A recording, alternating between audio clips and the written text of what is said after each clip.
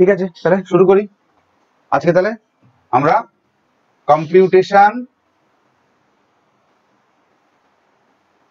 Of mode এটা করব। আমরা আগের দিন ডিসক্রিট ফ্রিকোয়েন্সি ডিস্ট্রিবিউশন এবং সিম্পল সিরিজে কিভাবে মোড বের করতে হয় সেটা দেখেছি। আজকে আমরা যেটা করব সেটা হচ্ছে কন্টিনিউয়াস ডেটার গ্রুপ ফ্রিকোয়েন্সি ডিস্ট্রিবিউশন, যেটাকে আমরা বলছি কন্টিনিউয়াস ফ্রিকোয়েন্সি ডিস্ট্রিবিউশন।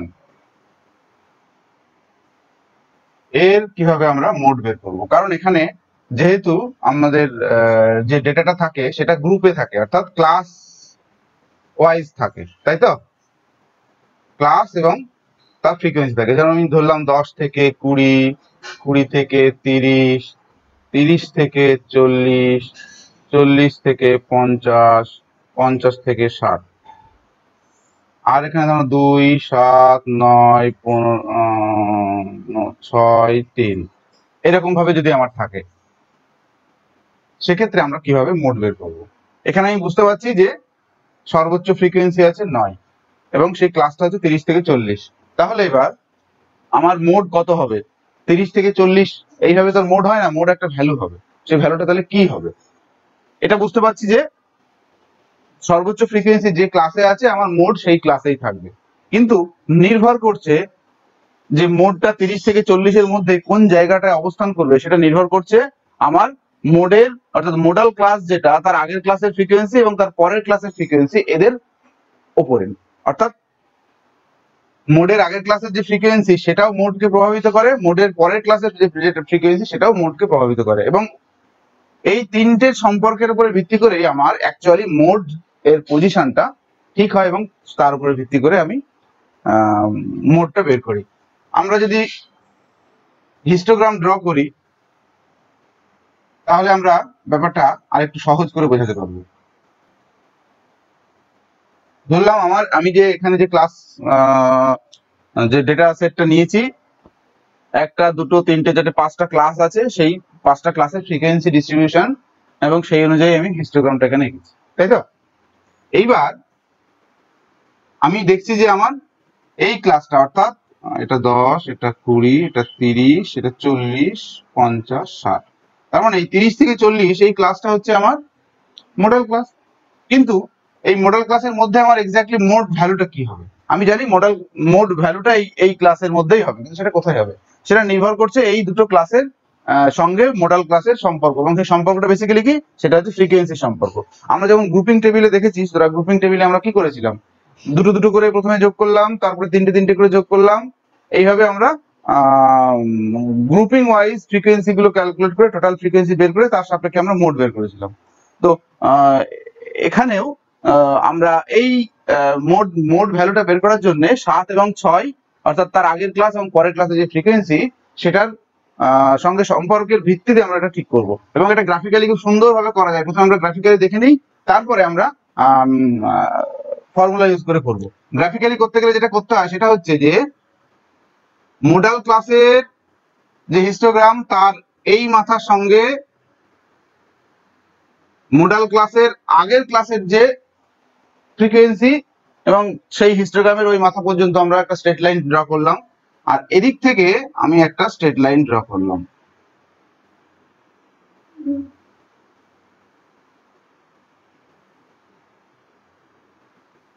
এবার এই দুটো স্ট্রেট লাইন যে জায়গাতে পরস্পরকে ছেদ করবে সেখান থেকে আমি যদি সোজা নিচের দিকে নামি, তাহলে আমার এক্স অ্যাক্সিসে যে ভ্যালুটা হবে সেটাই হয়ে যাবে আমার মোডাল ভ্যালু।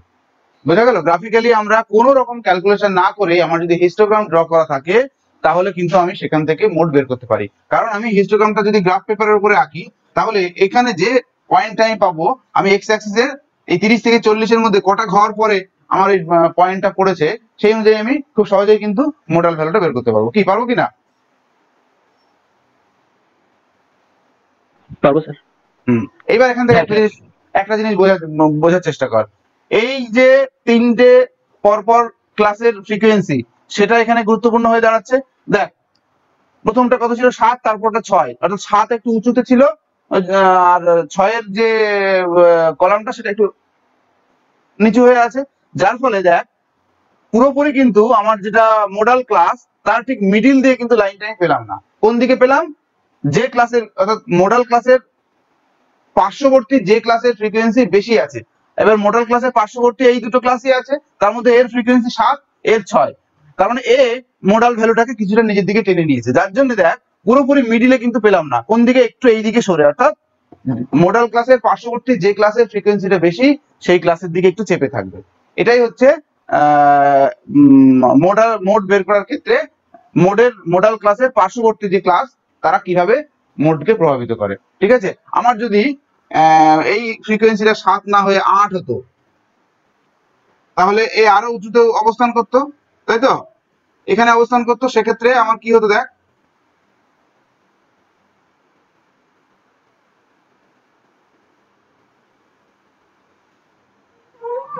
আরো ওর দিকে সরে যেত। বুঝা গেল? এটাই হচ্ছে বেসিক প্রিন্সিপাল মোডের। এই প্রিন্সিপালটাই আমরা ফর্মুলাতে ইউজ করব, আলাদা কোনো কিছু ইউজ করবো না, এবং সেম ভ্যালু আমরা পাবো। তাহলে এবার আমরা ফর্মুলাটা ইউজ করি। আগের দিন গ্রুপে দেবাশিস বোধহয় বা কেউ আমাকে দেখিয়েছিল যে স্যার এই ব্যাপারটা কি, ওই যে ট্রায়াঙ্গেল দিয়ে দিয়ে করা ছিল, তো সেইটা আমরা এবার দেখছি। ওখানে বিভিন্ন সিম্বল আমরা ইউজ করতে পারি, কেউ ল্যামডা ইউজ করে, কেউ ট্রায়াঙ্গেল ইউজ করে, কেউ ডেল্টা ইউজ করে, হ্যাঁ, কেউ ডি ইউজ করে। তো এবার আমরা তাহলে সেই ফর্মুলাটা দেখি। তাহলে mode is equal two L plus d1 divided by d1 minus d2, সম্ভবত d1 না প্লাস d2 বোধহয়, ইন্টু i। এবার অনেক বইয়ে দেখবি এই d1টাকে ডেল্টা এরকম দেয়া থাকে, ঠিক আছে? অনেক বইয়ে এরকম দেয়া থাকে, অনেক বইয়ে এইটাকে কি বলবো ভেঙে দেওয়া থাকে। আমরা ভেঙে না দিয়ে এখানে সিম্বল ইউজ করলাম, আমরা এখানে সেই সিম্বলটার অর্থ বলে দিচ্ছি। ডেল্টা 1 মানে কি? মানে হচ্ছে difference of frequency between modal class and pre-modal class। কি বললাম? অর্থাৎ মোডাল ক্লাসের সঙ্গে তার আগের ক্লাসে যে ফ্রিকোয়েন্সি ডিফারেন্স, অর্থাৎ আমি যে দাগটা টেনেছি বেসিক্যালি এই দাগটা এর ফ্রিকোয়েন্সি আর এর ফ্রিকোয়েন্সির মধ্যে যে গ্যাপ সেই বরাবর আমি দাগটা টেনেছি।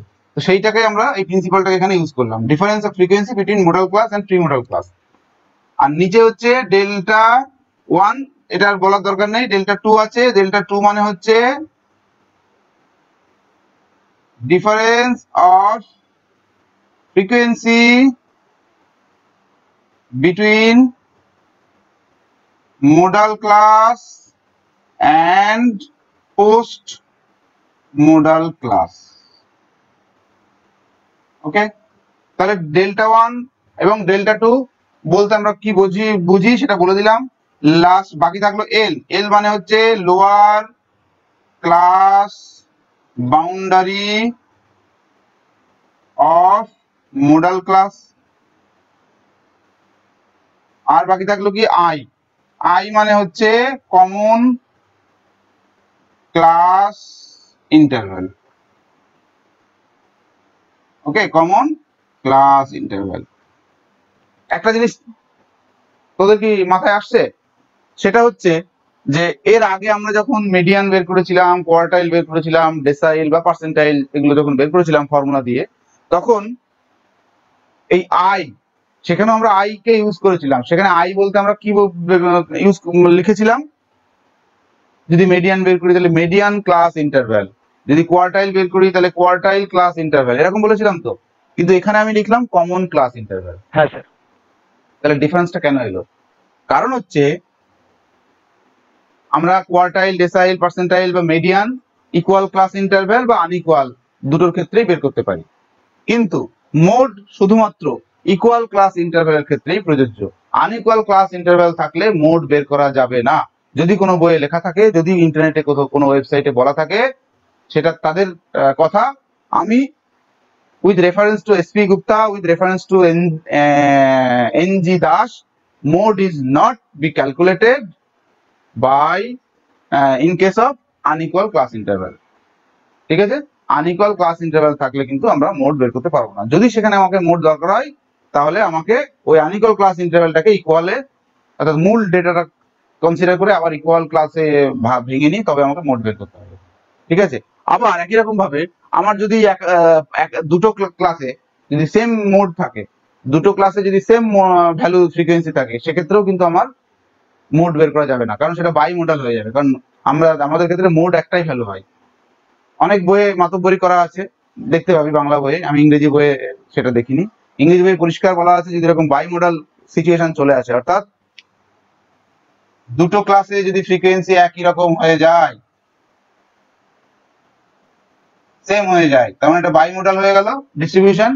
আমি যখন মোড ক্যালকুলেশন করব তখন কিন্তু এইভাবে করতে পারবো না, তখন আমাকে আবার ওই ক্লাস বাউন্ডারি গুলোকে এদিক সেদিক করে আবার তৈরি করে তারপরে সেখান থেকে মোড বের করতে হবে। পরিষ্কার লেখা আছে এসপি গুপ্তার বই। ওই জন্য কমন ক্লাস ইন্টারভ্যাল অর্থাৎ আনইকুয়াল ক্লাসের ক্ষেত্রে আমরা মোড অ্যাপ্লিকেবল নয়, সেখানে আমরা মিন বা মিডিয়ান অন্য ওগুলো ইউজ করবো, কিন্তু মোড ইউজ করবো না। ওকে, এটা মাথায় রাখতে হবে। তাহলে আমরা মোটামুটি ফর্মুলা কোনটা কি বলতে চাইছি বুঝে গেলাম। এবার আমি যদি ফর্মুলাটা সলভ করি তাহলে এল কি কোথা থেকে পাবো? আমরা ফ্রিকোয়েন্সি থেকে দেখে নেবো যে কোনটা আমার মডেল ক্লাস, তাহলে এইটা হয়ে গেল আমার মডেল ক্লাস, কারণ ওর ফ্রিকোয়েন্সি সব থেকে বেশি। ঠিক আছে, তাহলে আমি মডেল ক্লাস পেয়ে গেলাম। তাহলে মডেল ক্লাস যখনই পেয়ে গেলাম, মডেল ক্লাসের লোয়ার ক্লাস বাউন্ডারি কত? 30। তাহলে আমি লিখলাম 30 প্লাস, এবার উপরে কি আছে আমার? Difference of frequency between modal class and pre modal class. Modal ক্লাসের ফ্রিকোয়েন্সি কত? 9, আর প্রি মডেল ক্লাসের ফ্রিকোয়েন্সি কত? 8। তাহলে 9 মাইনাস 8 ডিফারেন্স। ঠিক আছে, নেক্সট নিচে আবার ডেল্টা 1 আছে, তার মানে 9 মাইনাস 8 প্লাস এবার ডেল্টা 2। ডেল্টা 2 মানে কি বলেছি? Difference of frequency between modal class and post modal class, অর্থাৎ মডেল ক্লাসের পরের ক্লাসের ফ্রিকোয়েন্সি এবং মডেল ক্লাসের ফ্রিকোয়েন্সি ডিফারেন্স কত আছে? 9 আর 6, তাহলে 9 minus 6 clear, into common class interval কত আছে আমার? 10। তাহলে আমি ভ্যালুগুলো বসিয়ে দিলাম, এবার এটাকে সলভ করলে হয়ে যাবে। 30 প্লাস উপরে কত হবে? 1, এখানে 1 যোগ 3 ইন্টু 10। এটাকে সলভ করো, করে আমাকে বল, যে কোনো একদম সলভ করে আমাকে বল। 32.5। ওর ক্যালকুলেশনটা ঠিকই আছে, কেন? কারণ আমরা গ্রাফিক্যালি দেখ 30 এর কাছাকাছি কিন্তু আমার পয়েন্টটা পেয়েছিলাম, এখানেও আমার পেলাম 30 এর কাছাকাছি, অর্থাৎ 32.5। ওকে, তার মানে আমার ক্যালকুলেশন ঠিক আছে। তাহলে এবার এই ক্যালকুলেশনটা বুঝতে পারছিলে না এর আগে পর্যন্ত, তাহলে আশা করি এবার বুঝতে পারলি। আমাকে গ্রুপে প্রশ্ন করেছিলি ছবিটা দিয়ে, স্যার এটা কি? বোঝা গেছে তো? হ্যাঁ স্যার, বুঝতে পারলাম। ওকে, হ্যাঁ স্যার। তাহলে আমরা মিন, মিডিয়ান, মোড, কোয়ার্টাইল, ডেসাইল, পার্সেন্টাইল এগুলো গ্রুপ ফ্রিকোয়েন্সি ডিস্ট্রিবিউশন বা সিম্পল ডেটা সেট বা ডিসক্রিট ফ্রিকোয়েন্সি ডিস্ট্রিবিউশন সব ক্ষেত্রে কিভাবে বের করব সেটা আমরা দেখলাম। তাহলে আমাদের মোটামুটি সেন্ট্রাল টেন্ডেন্সি বা কেন্দ্রীয় প্রবণতার যে মেজারমেন্ট গুলো সেগুলো আমরা বুঝলাম। এবার আমরা ডেসক্রিপটিভ স্ট্যাটিস্টিক্স এর নেক্সট পার্ট যেটা, সেটাতে আমরা যাচ্ছি। সেটা কি?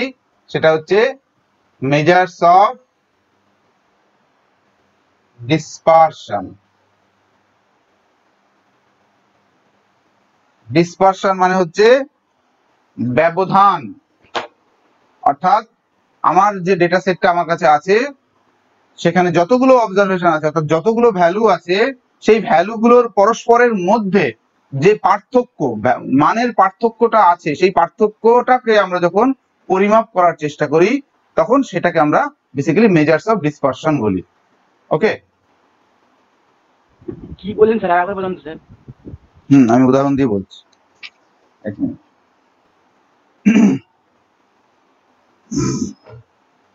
কোনো একটা আমার কাছে যদি কোনো একটা ডেটা সেট থাকে, ডেটা সেট মানে কি?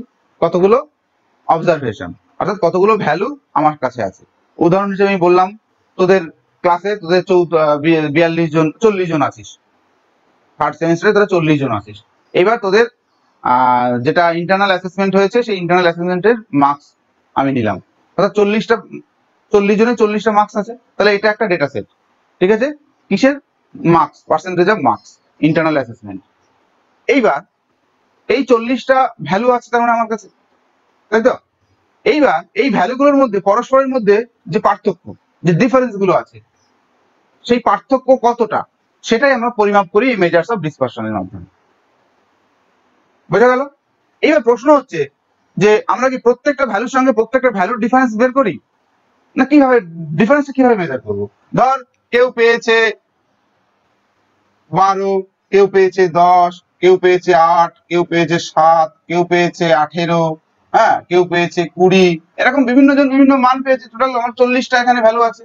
তাহলে আমি 12 সঙ্গে 10-এর পার্থক্য, 12 সঙ্গে 8-এর, 12 সঙ্গে 7-এর, আবার 10-এর সঙ্গে 8-এর, 7-এর সঙ্গে 8-এর, 8-এর সঙ্গে 18-র, এইভাবে কি করব?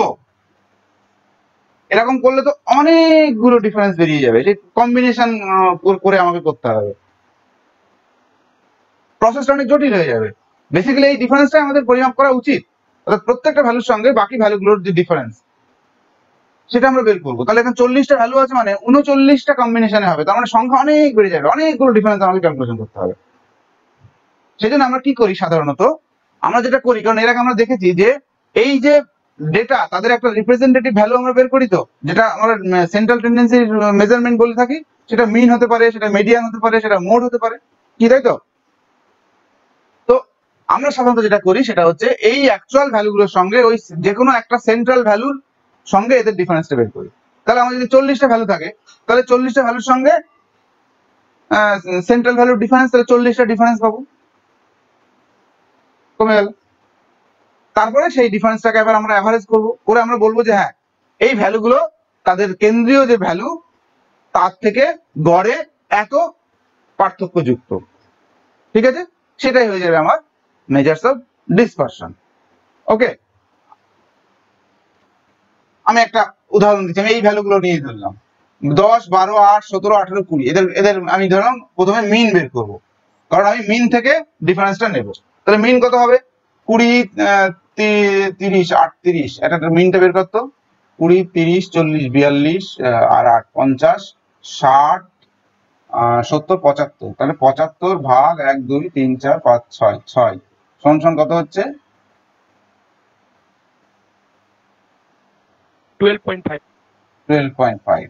এইবার আমি 12 থেকে সঙ্গে 12.5, 10-এর সঙ্গে 12.5, 8-এর সঙ্গে 12.5, হ্যাঁ, 7-এর সঙ্গে 12.5, 18 থেকে 12.5, আর 20 থেকে 12.5, এই ডিফারেন্স গুলো আমি নিলাম।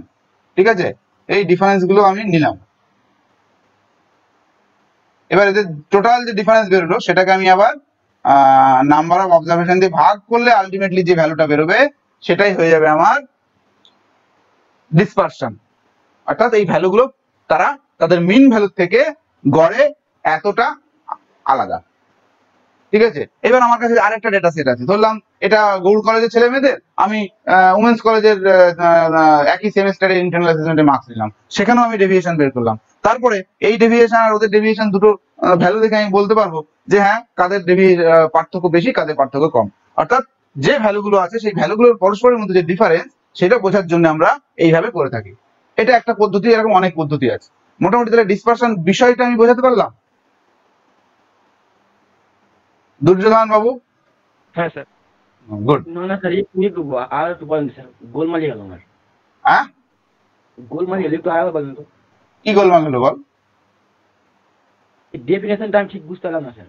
এটা ডেফিনেশনটা তাহলে এখান থেকে আমরা যেটা বেসিক্যালি বললাম সেটা হচ্ছে যে আমার কাছে যে ভ্যালুগুলো থাকবে সেই ভ্যালুগুলো তাদের যে কোনো একটা কেন্দ্রীয় মান, অর্থাৎ সেটা মিন হতে পারে, সেটা মিডিয়ান হতে পারে, সেটা মোড হতে পারে, সেই কেন্দ্রীয় মানের থেকে এই ভ্যালুগুলো কতটা আলাদা, কতটা দূরে দূরে অবস্থান করছে, অর্থাৎ কতটা তাদের মধ্যে পার্থক্য রয়েছে, সেটাই বেসিক্যালি ডিসপারশন। বোঝা গেল? সেটা বিভিন্ন ভাবে মাপা হয়। আমি একটা উদাহরণ দিয়ে তোমাদেরকে বোঝালাম যে মিন বের করলাম প্রথমে, সেই মিনের থেকে প্রত্যেকটা ভ্যালুর ডিফারেন্সটা আমরা নিলাম, তাই তো? নিয়ে তার গড় করলাম, কি তাই তো? এখানে তাই দেখালাম। হ্যাঁ, অর্থাৎ সেটা তাহলে এইটার নাম বেসিক্যালি গড় মিন ডেভিয়েশন। এটার নাম হচ্ছে গড় মিন ডেভিয়েশন বা গড় ডেভিয়েশন বা গড় পার্থক্য ফ্রম মিন, অর্থাৎ মিন থেকে প্রতিটি ভ্যালুর যে পার্থক্য তার যে গড় সেটা আমরা এখানে বের করেছি। এইভাবে আমরা মিডিয়ান থেকেও প্রতিটি ভ্যালুর পার্থক্য গুলো বের করি, করে তার গড় করি। বোঝা গেল তো? হ্যাঁ হ্যাঁ হ্যাঁ। এবার দেখো ডিসপারশন তাহলে আমরা অনেক ভাবে বের করতে পারি। মেজার্স অফ ডিসপারশনকে আমরা প্রথমে দুটো ভাগে ভাগ করি। একটা হচ্ছে অ্যাবসলিউট মেজার্স, আরেকটা হচ্ছে রিলেটিভ মেজার্স। অ্যাবসলিউট মেজার্স এর মধ্যে কি কি পড়ছে? রেঞ্জ প্রথমেই আসছে। রেঞ্জ, অলরেডি রেঞ্জ কি জিনিস সেটা আমরা শিখে গেছি, কারণ ফ্রিকোয়েন্সি ডিস্ট্রিবিউশন করতে গিয়ে আমরা এই রেঞ্জটাকে ব্যবহার করেছি। তারপরে হচ্ছে কোয়ার্টাইল ডেভিয়েশন। যেহেতু থিওরিটিক্যাল পার্ট আছে তাই আমি গোটাটা আলোচনা করব, তারপরে প্র্যাকটিক্যালে যেটা দরকার শুধু সেটাই তোরা প্র্যাকটিস করবি। তারপরে হচ্ছে মিন অ্যাবসলিউট ডেভিয়েশন বা সিম্পলি মিন ডেভিয়েশন, স্ট্যান্ডার্ড ডেভিয়েশন।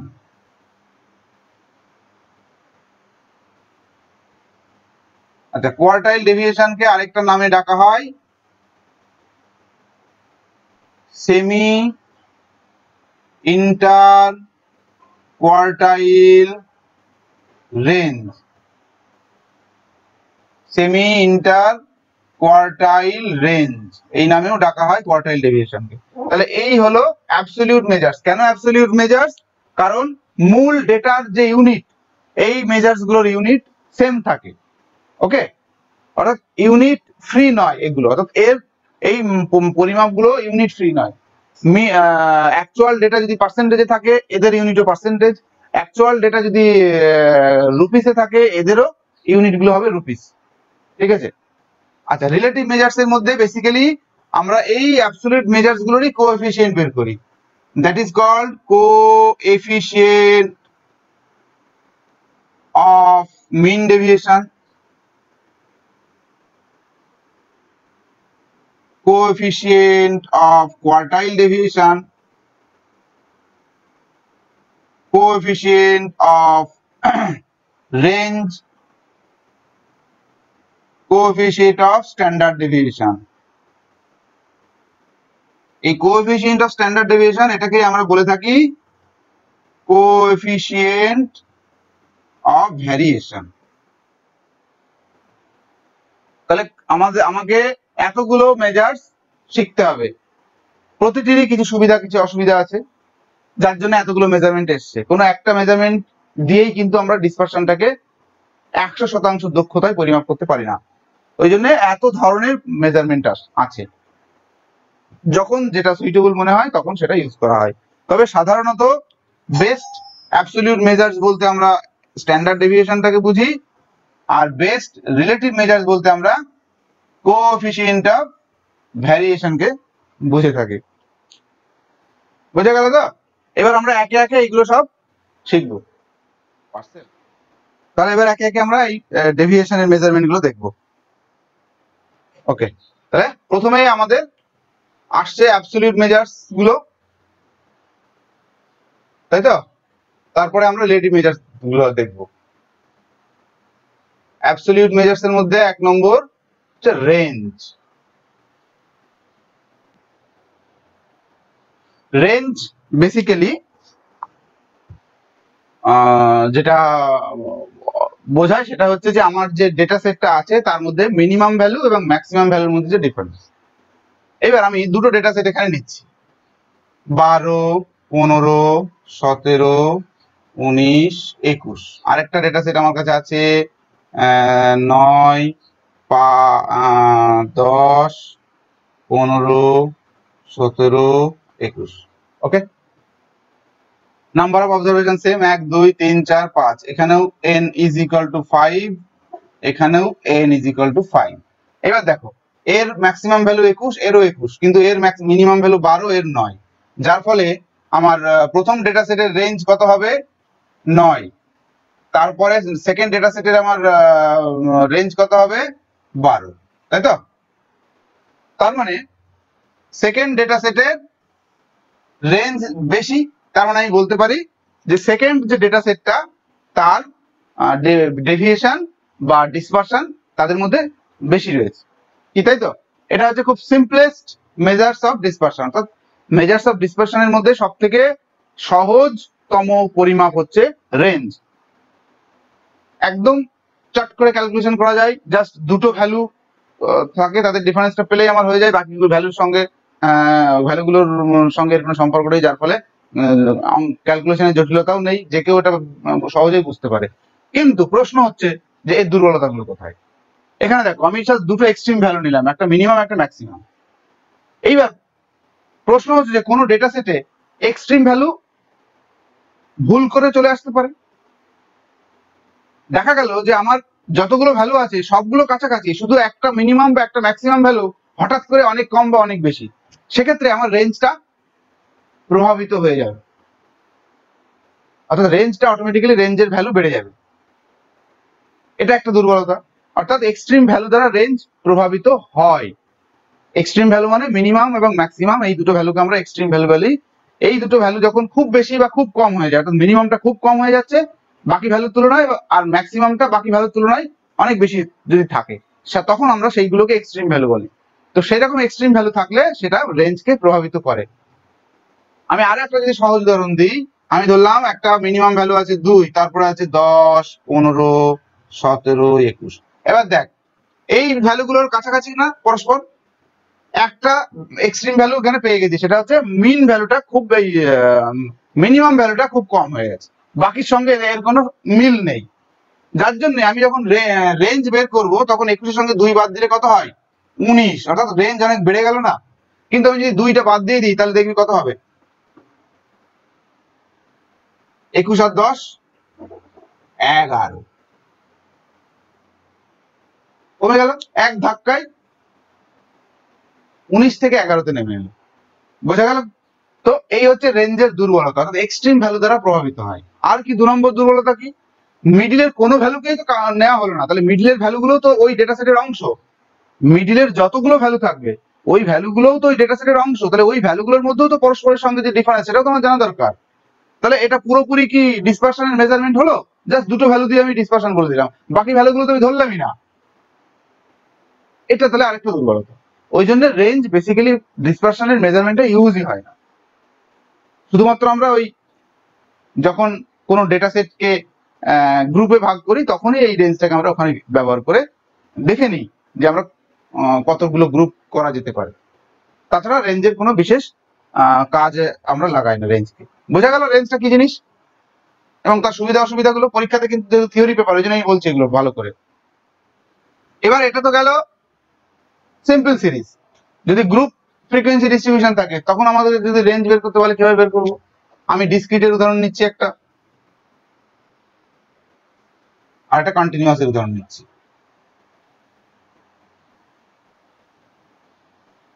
ডিসক্রিট আমি ধরলাম 2, 6, 9, 12, 20, কতগুলো ভ্যালু আছে, তাদের ফ্রিকোয়েন্সি আছে 6, 9, 15, 7, 5।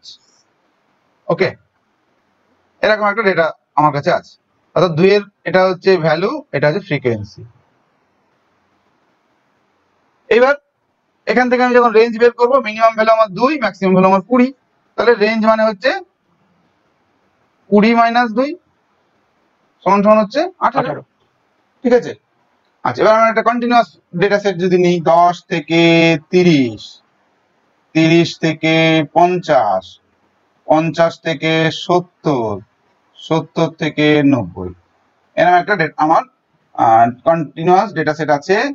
এখানে 2, 12, 15, 6 এরকম একটা ডেটা সেট আছে। এক্ষেত্রে আমার রেঞ্জ কি হবে? এক্ষেত্রে আমার যেটা হবে সেটা হচ্ছে প্রথম ক্লাসের লোয়ার ক্লাস বাউন্ডারি আর লাস্ট ক্লাসের আপার ক্লাস বাউন্ডারি, এই দুটো ডিফারেন্স। ঠিক আছে, কারণ এই দুটোই তো মিনিমাম, এটা মিনিমাম এটা ম্যাক্সিমাম ভ্যালু আমার এই ডেটা সেটের মধ্যে, তাই তো? ওই জন্য ওই দুটোর যে ডিফারেন্স সেটা হয়ে যাবে আমার রেঞ্জ। খুব সিম্পল, বিশেষ কোনো জটিলতা এটার ক্ষেত্রে আমরা দেখতে পাই না। অবশ্যই ইউনিট লিখতে হবে, রেঞ্জ বের করার পরে ব্র্যাকেটে ডেটা সেটের যে ইউনিট থাকবে সেই ইউনিটটা কিন্তু আমাকে লিখতে হবে। পরীক্ষাতে কিন্তু ছেলে মেয়েদের নাম্বার কেটে নেওয়া হয় যদি ইউনিট না লেখে। ধর সেন্ট্রাল টেন্ডেন্সির কোনো মেজার্স ক্যালকুলেট করতে বলেছে, সে জাস্ট ক্যালকুলেশন করে ভ্যালুটা লিখে দিল, পাশে ইউনিটটা লিখলো না, তার জন্য 1 নম্বর আমরা কিন্তু কেটে নিই। ইউনিট লিখতেই হবে। আচ্ছা, 2 নম্বর হচ্ছে আমার কোয়ার্টাইল ডেভিয়েশন। এটাকে আমি বলেছিলাম সেমি ইন্টার কোয়ার্টাইল রেঞ্জ। তার মানে হচ্ছে এটাও এক প্রকার রেঞ্জই বটে, ঠিক আছে? কিন্তু কাদের রেঞ্জ? কোয়ার্টাইল 1 আর কোয়ার্টাইল 3 এদের মধ্যে যে ডিফারেন্স সেটাই হচ্ছে আমার কোয়ার্টাইল ইন্টার কোয়ার্টাইল রেঞ্জ।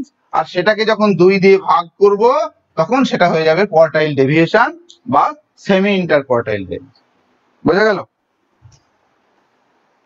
অর্থাৎ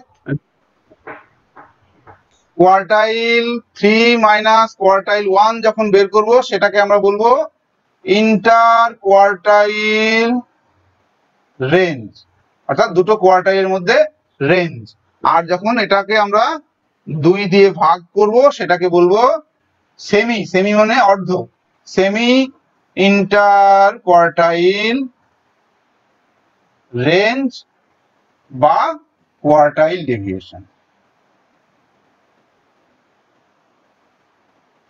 তাহলে দেবাশিস, কোয়ার্টাইল ডেভিয়েশন মানে কিন্তু শুধু কোয়ার্টাইলের ক্যালকুলেশন করলে হবে না।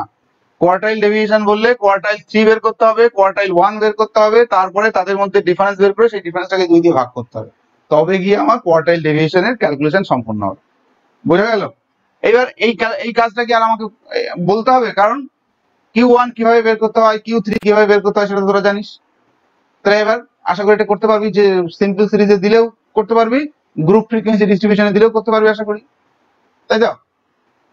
হ্যাঁ স্যার, হ্যাঁ। সবাই কিন্তু আমাকে কাজ দেখাচ্ছিস না, শুধুমাত্র দেবাশিসে দেখি কাজ দেখায়, আর বাকিরা কেউ কাজ দেখায় না। বাকিরা কি বাড়িতে বসে বসে কি করছিস বল? আমি বারবার বলছি তোদেরকে কিন্তু 3rd সেমিস্টারে প্রমোট করে দেওয়া হবে। ওই জন্যে যারা ভাবছি যে কবে 2nd সেমিস্টারের পরীক্ষা হবে সেই জন্য ওয়েট করছিস, ব্যাপারটা কিন্তু পিছিয়ে যাচ্ছে, তোরা কিন্তু পিছিয়ে যাচ্ছিস। ওই জন্যে পড়াশোনাটা 3rd সেমিস্টারে করতে থাকো। খুব মিনিমাম হতে পারে ইন্টারনাল অ্যাসেসমেন্ট যেটা আমরা নিয়েছি ওটার উপরে ভিত্তি করে হয়ে যাবে, এক্সট্রা কোনো কিছু লাগবে না, কারণ ইউজিসি এই নিয়ে কোনো কথা বলেনি, এটা ইউনিভার্সিটির উপরে ছেড়ে দিয়েছে, ইউনিভার্সিটি প্রমোট করে দেবে। হতে পারে 3rd সেমিস্টারের শেষে গিয়ে তোর না, সেটা তাও কি করে হবে, কারণ 2nd সেমিস্টারের সিলেবাস তো তখন ছেলেমেয়েরা অনেকটা ভুলে যাবে। ওই ইন্টারনাল অ্যাসেসমেন্টের মার্কসের উপরে ভিত্তি করেই 2nd থেকে 3rd-এ প্রমোট হয়ে যাবে, এরকম হতে পারে।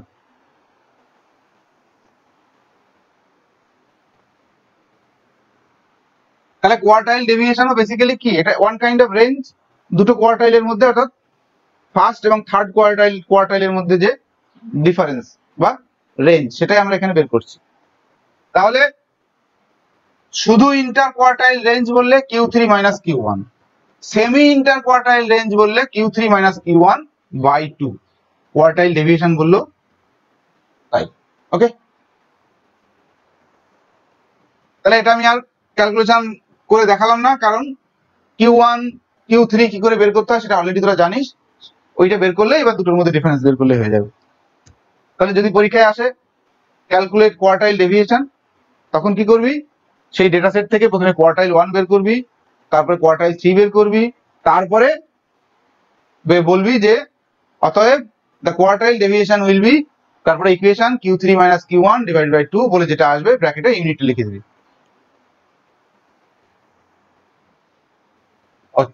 নেক্সট আমরা যেটা এবার করব সেটা হচ্ছে, আচ্ছা সরি, তাহলে কোয়ার্টাইল ডেভিয়েশনের সুবিধাগুলো কি কি আর অসুবিধাগুলো কি?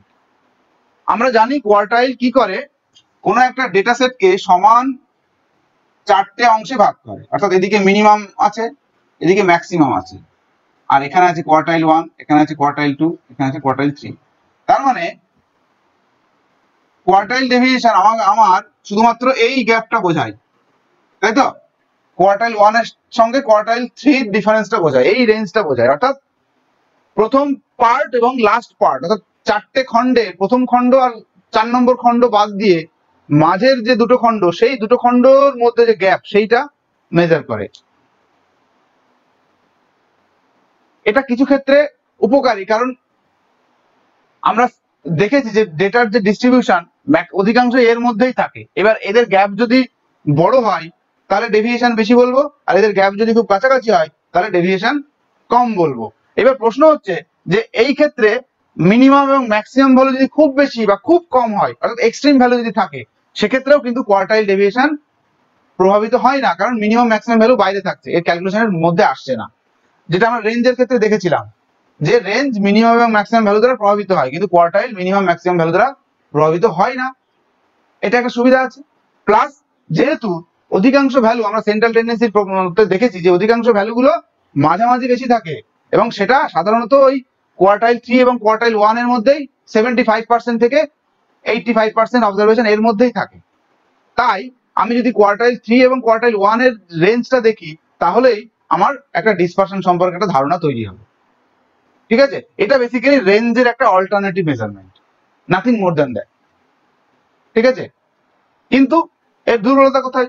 এর একই দুর্বলতা, আমরা মিডিলের ভ্যালু অর্থাৎ কোয়ার্টাইল 1 থেকে কোয়ার্টাইল 2 কতটা দূরে, বা কোয়ার্টাইল 2 থেকে কোয়ার্টাইল 3 কতটা দূরে, সেটা আমরা এখানে মেজার করছি না, শুধুমাত্র এর সঙ্গে এর ডিফারেন্স মেজার করছি। কিন্তু এইটাও তো একটা রেঞ্জ, এটাও তো একটা রেঞ্জ, সেটা তো আমরা মেজার করছি না। বা মিনিমাম ভ্যালুর সঙ্গে কোয়ার্টাইল 1 এর কতটা গ্যাপ, কোয়ার্টাইল 3 এর সঙ্গে ম্যাক্সিমাম ভ্যালুর কতটা গ্যাপ, সেটাও তো আমরা মেজার করছি না। অর্থাৎ এখানেও তো কিছু অবজারভেশন আছে। আমার যদি 100টা অবজারভেশন থাকে, তার মানে এখানে 25টা আছে, এখানে 25টা আছে, তার মানে শুধুমাত্র 50% অবজারভেশনকে ধরে আমি রেঞ্জ পরিমাপ করছি, বাকি 50% আমার ক্যালকুলেশনের বাইরে থেকে গেল। তাহলে এটা দুর্বলতা তার, সবাইকে নেওয়া সব অবজারভেশন গুলো এখানে আমার ক্যালকুলেশনের মধ্যে আসছে না। বোঝা গেল? কিরে, ঠিক বুঝলাম না স্যার, এটা ঠিক। এটা তুমি কি বুঝলে না? আমি প্রথমে কি বললাম? সুবিধাটা বললাম। সুবিধাটা কি বললাম? যে রেঞ্জ এর থেকে উন্নততর মেজারমেন্ট, বা বলতে পারি রেঞ্জের একটা অল্টারনেটিভ মেজারমেন্ট, কারণ এটাও রেঞ্জ। রেঞ্জ মানে এটা দুটো এক্সট্রিম যে কোয়ার্টাইল, অর্থাৎ কোয়ার্টাইল 3 এবং কোয়ার্টাইল 1 এর মধ্যে যে গ্যাপ, সেইটা পরিমাপ করে। তাহলে এটা একটা রেঞ্জই বটে। তাহলে রেঞ্জের একটা অল্টারনেটিভ মেজারমেন্ট। আরেকটা কি সুবিধা? আরেকটা সুবিধা হচ্ছে যে ডেটা সেটের মধ্যে যদি এক্সট্রিম ভ্যালু থাকে, আমি এক্সট্রিম ভ্যালু কি একটু আগে বলে দিচ্ছি, যে মিনিমাম ভ্যালু যদি খুব বেশি কম হয়, অর্থাৎ বাকি ভ্যালুর থেকে যদি খুব বেশি কম হয়, তাহলে সেটাকে আমরা এক্সট্রিম ভ্যালু বলবো। আবার ম্যাক্সিমাম ভ্যালু বাকি ভ্যালুগুলোর থেকে যদি খুব বেশি হয়, তাহলে সেটাকে আমরা এক্সট্রিম ভ্যালু বলবো। সেই এক্সট্রিম ভ্যালু দ্বারা এটা প্রভাবিত হয় না, যেটা রেঞ্জের ক্ষেত্রে আমরা দেখেছিলাম প্রভাবিত হয়। কিন্তু কোয়ার্টাইলের ক্ষেত্রে যেহেতু মিনিমাম আর ম্যাক্সিমাম ভ্যালু আমরা বাদ রাখছি, তাই আমরা এক্ষেত্রে এক্সট্রিম ভ্যালু দ্বারা কোয়ার্টাইল ডেভিয়েশন প্রভাবিত হয় না। কিন্তু এগুলো হচ্ছে সুবিধা কোয়ার্টাইল ডেভিয়েশনের। প্লাস আর কি, সাধারণত সেন্ট্রাল টেন্ডেন্সির ক্ষেত্রে আমরা যেটা দেখি যে অধিকাংশ ভ্যালুগুলো মাঝ কেন্দ্রীয় অংশে অবস্থান করে, তো দুই দিকে কম অবস্থান করে। আমরা ফ্রিকোয়েন্সি কার্ভে কি দেখেছি, এরকম তো ফ্রিকোয়েন্সি কার্ভ হয়, অর্থাৎ মাঝামাঝি অধিকাংশ ভ্যালুগুলো থাকে। এইবার আমি যদি এই কোয়ার্টাইল 1 এবং কোয়ার্টাইল 3 এর পজিশন দেখার পরে তাদের মধ্যে যদি গ্যাপটা দেখি, তাহলে বুঝতে পারবো যে 50% ভ্যালু আমার কতটা গ্যাপের মধ্যে আছে। বাকি 50% যেটা দুই দিকে ছড়িয়ে আছে, অর্থাৎ এদিকে 25%, এদিকে 25% ভ্যালু আছে। আর আমি এখানে উদাহরণ দিলাম যে আমার যদি 100টা অবজারভেশন হয়, তাহলে কোয়ার্টাইল 4টে পার্টে ভাগ করে সেটাকে, তাহলে মিনিমাম থেকে কোয়ার্টাইল 1 এর মধ্যে 25টা অবজারভেশন থাকবে, কোয়ার্টাইল 1 থেকে কোয়ার্টাইল 2 এর মধ্যে 25টা থাকবে, কোয়ার্টাইল 2 থেকে কোয়ার্টাইল 3 এর মধ্যে 25টা থাকবে, আর কোয়ার্টাইল 3 থেকে ম্যাক্সিমাম এর মধ্যে 25টা অবজারভেশন থাকবে।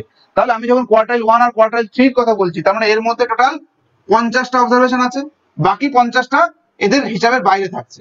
আমি শুধু মাঝখানের যে 50টা অবজারভেশন, তাদের মধ্যে ব্যবধানটা বের করছি, বাকি 50% কে ধরছি না। কেন ধরছি না? কারণ আমরা জানি যে সেন্ট্রাল টেন্ডেন্সিতে অধিকাংশ ভ্যালুগুলো মাঝামাঝি থাকে, তাই তাদের মধ্যে যে গ্যাপটা যদি আমি ভালো করে দেখি, তাহলে আমার ডিসপারশন সম্পর্কে আইডিয়াটা আরো স্বচ্ছ হবে।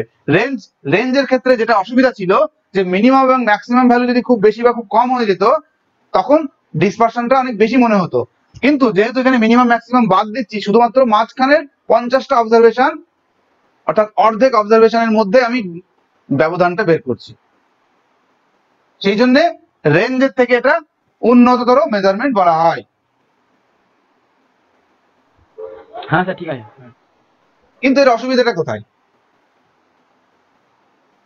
ওই একই 50% অবজারভেশন কিন্তু আমি কাউন্টই করছি না, তাহলে এটা একটা দুর্বলতা নয় কি? কারণ 50টা অবজারভেশন যারা মাঝামাঝি আছে তাদের মধ্যে ডিফারেন্সটা নিলাম, বাকি 50টা তারা কি পানির জলে ভেসে এসছে?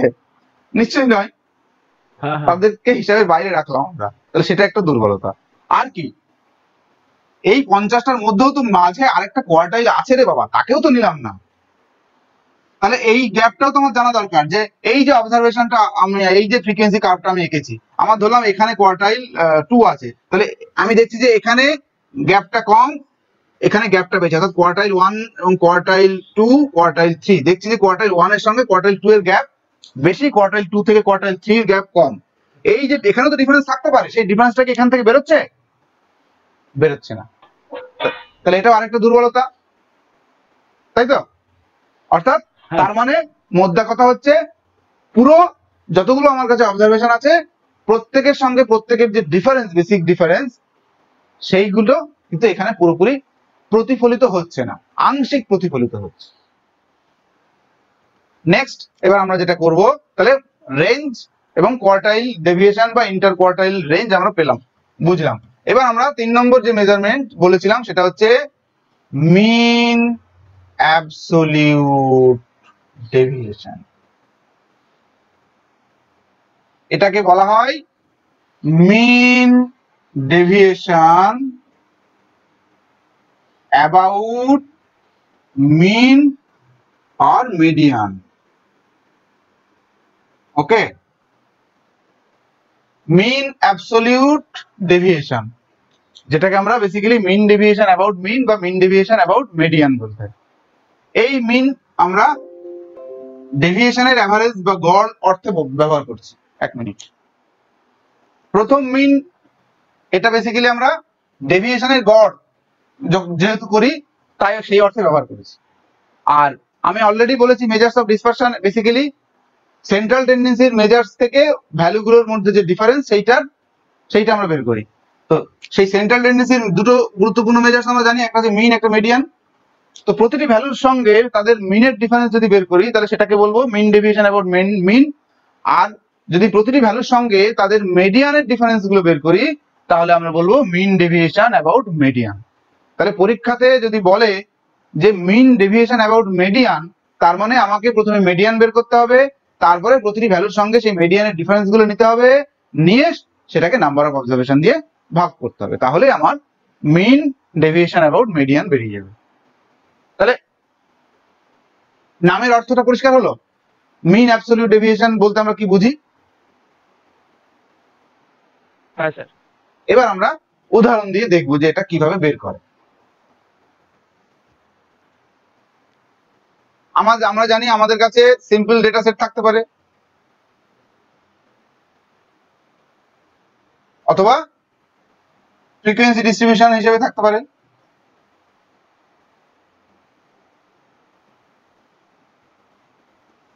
ফ্রিকোয়েন্সি ডিস্ট্রিবিউশনের মধ্যে আমরা জানি আবার ডিসক্রিট আর কন্টিনিউয়াস দুরকম থাকে। এবার আমরা এই প্রত্যেকটা ক্ষেত্রে উদাহরণটা দেখবো। প্রথমে আমি সিম্পল ডেটা সেট ধরে নিচ্ছি একটা 6, 7, 9, 12, 15, 17। এটা আমি পরপর সাজিয়ে লিখলাম, এলোমেলো থাকলেও এক্ষেত্রে কোনো অসুবিধা হয় না, ঠিক আছে। এবার প্রথমে তাহলে আমাকে কি করতে হবে, আমাকে যদি মিন অ্যাবসলিউট ডেভিয়েশন অ্যাবাউট, আমি প্রথমে মিন অ্যাবাউট, হ্যাঁ বল। এলোমেলো থাকলে কি সাজিয়ে নিব ডাটাগুলো? নট নেসেসারি, এক্ষেত্রে সাজানোর দরকার পড়ে না, কারণ আমি তো মিন যদি মিডিয়ান বের করতে হয়, যদি বলে মিন ডেভিয়েশন অ্যাবাউট মিডিয়ান, সেক্ষেত্রে সাজাতে হবে, কারণ মিডিয়ান বের করতে হবে। যদি বলে মিন ডেভিয়েশন অ্যাবাউট মিন যদি বলে, তাহলে সাজাতে হবে না। আমি প্রথমে এইটা করছি, মিন ডেভিয়েশন অ্যাবাউট মিন, সেই জন্য আমি এটা না সাজালেও আমার চলে যাবে, কোনো অসুবিধা নেই, কারণ আমার মিন বের করতে লাগবে। তাহলে প্রথমে আমাকে কি করতে হবে, আমি লিখবো যে calculation of mean absolute deviation বলে প্রথমে আমি মিন বের করব। Mean x bar is equal to summation x by n সূত্র। এবার এগুলোকে যোগ করো, করে নাম্বার অফ অবজারভেশন দিয়ে ভাগ করো, বের করো। 11 হচ্ছে স্যার মিন। 11, ওটা 66 হবে উপরে আর নিচে 6। হ্যাঁ। এবার মিন ডেভিয়েশন আমার আরেকটা এবার টেবিল করতে হবে। কি টেবিল করতে হবে, এটা হচ্ছে এক্স, এটা হচ্ছে আমার মিন। এটা টেবিলে আমরা নাও লিখতে পারি, লেখার দরকার নেই। তারপর আমরা যেটা করব সেটা হচ্ছে প্রতিটি ভ্যালুর সঙ্গে তাদের যে মিনের ডিফারেন্স সেটা আমি বের করব। ঠিক আছে, প্রতিটি ভ্যালুর সঙ্গে তাদের যে মিনের ডিফারেন্স সেটা আমি বের করব।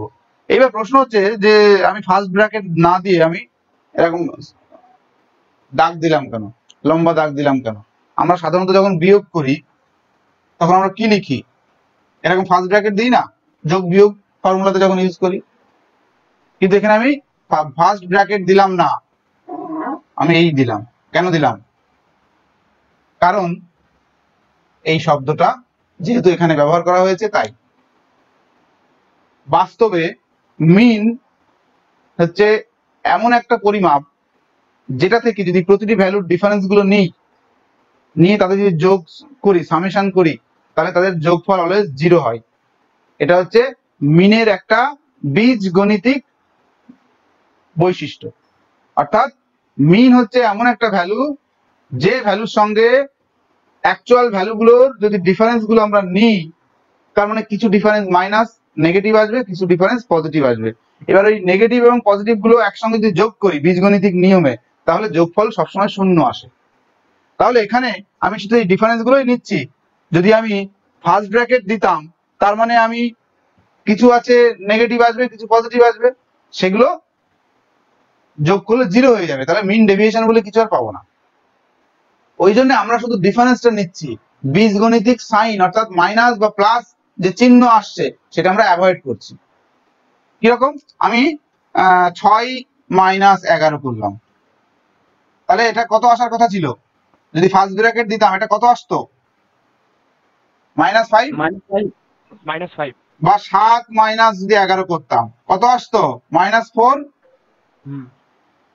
সেক্ষেত্রে দেখা যেত যে এই সবগুলোর ডিফারেন্স নেয়ার পরে সেইগুলো যখন যোগ করছি সামেশন হয়ে গেল 0।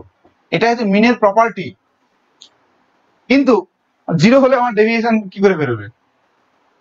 ওই জন্য আমরা কি এই অ্যাবসলিউট কথাটা কেন ইউজ করেছি? কারণ আমরা বেসিক্যালি এটাকে বীজগণিতিক নিয়মে ব্যবহার করছি না, আমরা শুধু ডিফারেন্সটা নিচ্ছি। বোঝা গেল? যার জন্য আমরা একটা গাণিতিক সিম্বল, এটাকে একটা গাণিতিক সিম্বল, অঙ্কের একটা চিহ্ন যেটাকে মড বলে, MOD, এটা একটা গাণিতিক সিম্বল। এই যে দুটো খাড়া দাগ দিয়ে ব্র্যাকেট করে দেওয়া। এক্ষেত্রে আমরা যেটা করি সেটা হচ্ছে যে মাইনাসটা তখন আর ধরি না, শুধুমাত্র ডিফারেন্সটা চলে আসে। বোঝা গেল? এটাকে এই জন্য এই অ্যাবসলিউট ডিফারেন্স, তার মানে শুধুমাত্র পার্থক্যটা নিলাম, কে বড় কে ছোট সেটা আমরা দেখলাম না। আদতে আমাদের দেখার দরকারও নেই, কারণ আমাদের পার্থক্যটাই আসল কাজ, কারণ আমরা পার্থক্যটা এখানে মেজার করছি। এখানে আমরা নেগেটিভ না পজিটিভ সেটা তো মেজার করছি না, ওই জন্য আমরা শুধু পার্থক্যগুলো নেব। তাহলে এবার এখানে সামেশন আমরা পাবো এবং সেটাকে নাম্বার অফ অবজারভেশন দিয়ে ভাগ করে দেবো। ক্লিয়ার? তাহলে এবার করো দেখি। 6, 7, 9, 12, 15, 17, তার মানে 6 মাইনাস 11, 7 মাইনাস 11, তার মানে 9 মাইনাস 11, 12 মাইনাস 11, 15 মাইনাস 11 আর 17 মাইনাস 11। এবার এদের ডিফারেন্স গুলো আমরা এখানে বেসিক্যালি এইভাবে আমরা লিখি না, আমরা ক্যালকুলেটরের ডিফারেন্স গুলো করে নিয়ে সরাসরি ডিফারেন্সটা আমরা এখানে লিখে দিই। তাহলে 6, 11 ডিফারেন্স হচ্ছে 5, তারপরটা 4, আর 9, 11 ডিফারেন্স হচ্ছে 4, এই 2, 12, 11 হচ্ছে 1, 15, 11 হচ্ছে 4, আর 17, 11 হচ্ছে 6। হলো? এবার এটাকে সামেশন করব, আর এদিকে আমার n ইজ ইকুয়াল টু কত? 1, 2, 3, 4, 5, 6, 6। এটা কত হবে? 6 আর 4 10, 11, 12, 13, 14, 15, 16, 17, 7, 5, 22। তাহলে আমার মিন হয়ে যাবে কত? আর মিন ডেভিয়েশন এবার আমি ফর্মুলা ইউজ করব। ফর্মুলাটা কি হবে? মিন deviation is equal to 1/n summation x minus x bar, এটা x minus x bar, এটাকে আমরা সিম্পলি এরকম লিখি অনেকে x minus x bar ভাগ n, এভাবে আমরা লিখতে পারি। তাহলে এই ফর্মুলাতে ফেলে দাও, তার মানে বেসিক্যালি সামেশন মানে যোগফল। তাহলে সামেশন কত হলো? Summation x minus x bar এর কত হলো? 22। তাহলে সমান সমান হয়ে যাবে 22 ভাগ 6 সমান সমান কত হবে দেখো? 3.67 ইউনিট হলো। তাহলে মিন ডেভিয়েশন পাওয়া গেল। এটা হচ্ছে সিম্পল ডেটা সেটের ক্ষেত্রে।